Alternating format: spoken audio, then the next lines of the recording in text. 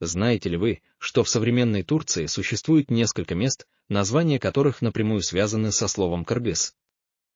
Эти топонимы — не просто слова, а живое свидетельство нашей общей истории, которая простирается на века и континенты. Хотя в Турции и Кыргызстане есть много схожих топонимов тюркского происхождения, таких как Кызылсу, Аксу, Иладак, Улудак и Карасу, в этом видео мы сосредоточимся именно на названиях, связанных непосредственно с этнонимом кыргыз.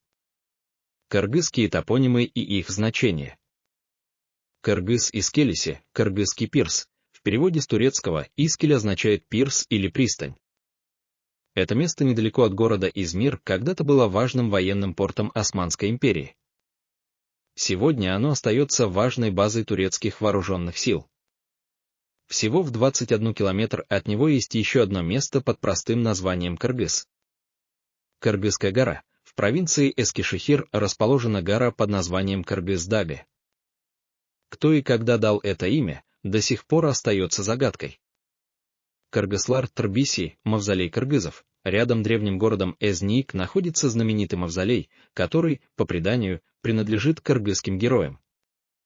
Предполагается, что он был построен в XIV веке. Кыбрыз-Джик, в провинции Болу, между Стамбулом и Анкарой, расположен район Кыбрыз-Джик. По народным преданиям, его изначальное название было Кырбыз-Джик. Местные жители до сих пор верят, что их предки – кыргызы из Кара-Татар. Существует легенда, что название произошло от их ответа врагам «Гыр бизи гитмизук, рубите нас, но мы не уйдем». Деревни Манас и Манаской, в разных уголках Турции есть села, названные в честь нашего великого эпоса Манас. В провинции Байбурт находится деревня Манас, а в провинции Токат – село Манаской. Эти удивительные открытия показывают, насколько глубоко переплетены истории кыргызского и турецкого народов. Каждый топоним — это не просто название на карте, а часть нашей общей памяти, которая прошла сквозь века.